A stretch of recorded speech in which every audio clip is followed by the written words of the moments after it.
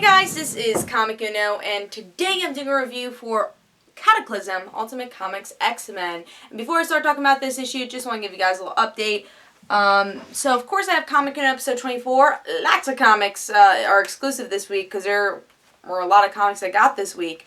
And before I start talking about that, just want to talk about episode 25 of Comic Uno is coming out next week. And I will have a poll on Saturday. That way you guys can vote for a comic I usually don't read that you want in episode 25. So that will be annotated on this video, but you can go check out DarkAvengerINC. That'll be up Saturday. And here are the exclusive comics for Comic Uno episode 24. Sidekick issue 4, which is digital. Morning Glories issue 35. Wolverine X-Men issue 38. Nova issue 100. Hold on. There you go. Hawkeye issue 14.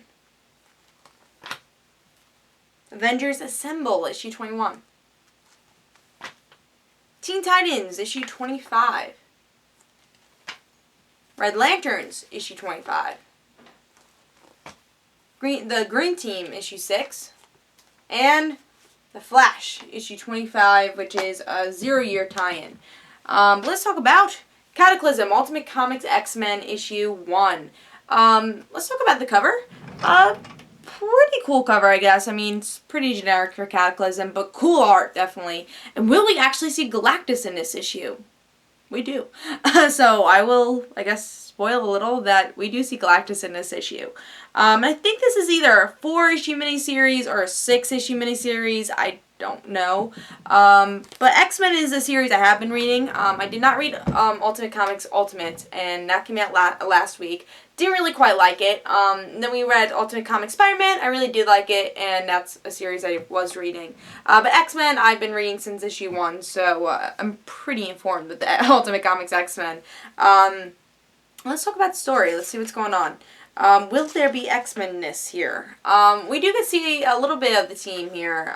We get to see Rogue, Jimmy Hudson, which is Wolverine's son, Iceman, Blackheath, and Match 2 and Storm. So we get to see them visit Tion. I will give you a little recap of what World War X was.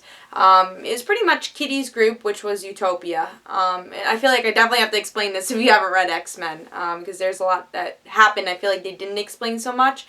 They kind of explained only a little in this issue. So Utopia was Kitty's place. That's really the mutant state, I would say, of America, but not really part of America. It's their own country.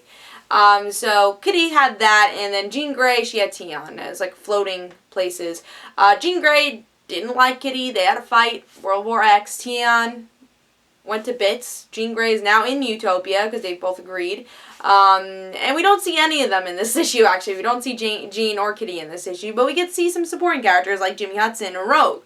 So they're going back to Tion, seeing if anyone survived, if they could clean up stuff, and they do see a group of people, which is Pixie, who saved everybody in the last issue of Ultimate Comics X-Men, and another group that was part of Tion. But the big thing is that Galactus is there, and they're like, what the hell is this? And Pixie uses all her power to try to escape from Galactus, because they see Galactus like, oh shit, we gotta go.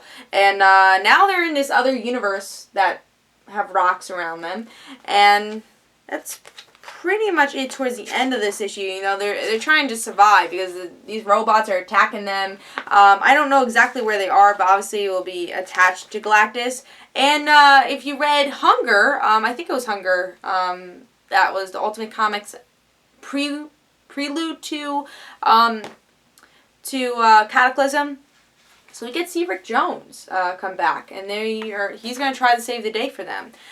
So I enjoyed this issue. I thought it was very solid. I especially enjoyed Rogue's narration. Really enjoyed that, and I think she did a good recap for World War X. I don't think people will be lost. I think you get a lot more from this if you've been reading X-Men. But it's pretty much the same style of what we've been getting. It's with really all these titles, I feel like it's just really continuation of those technically canceled issues or just stopped issues of the Ultimate Comics stuff. So overall, I thought this was a very solid issue. I love the art. I do really like the art for the series and the colors they use for it. And I thought the story was interesting for Cataclysm. We get to see Galactus, but then Pixie sends them somewhere else that's probably connected to Galactus. The Rick Jones cliffhanger, I didn't love Hunger, but at least they're doing something with him. And he is, I don't know if he's a mutant in the Ultimate Universe. I'm pretty sure he is. So I thought that was interesting. And then see a little pass of Iceman, because he was very connected to Ultimate Comics Spider-Man. Peter Parker age. So we're getting to see more connections with that. So if you're an Ultimate Comics fan in general, I feel like you get some tidbits here. But yeah, overall, I thought this was a fun issue, and it's going in a cool direction. I thought it was a good setup issue. Better, in my opinion, than Ultimate Comics Ultimates, but Spider-Man probably was a little bit better, because character-wise, I thought it was a little bit better. But still, very solid issue, and I think you really will enjoy this if you've been reading X-Men. Maybe you would think this is a little bit of a slow start if you have been reading the series, but again, if you've been reading the series, I think you'll enjoy it. But I think you are able to pick up this series and understand what's going on if you haven't been reading it. So I give this a solid 4. I say pick it up. I'm excited to see where it goes, and I thought it was a good setup. So I hope you guys enjoyed. This is Comic Unknown, guys. Don't forget to follow me on Twitter for Comic Unknown and the random situations, and don't forget to like me on Facebook, and I'll see you guys later.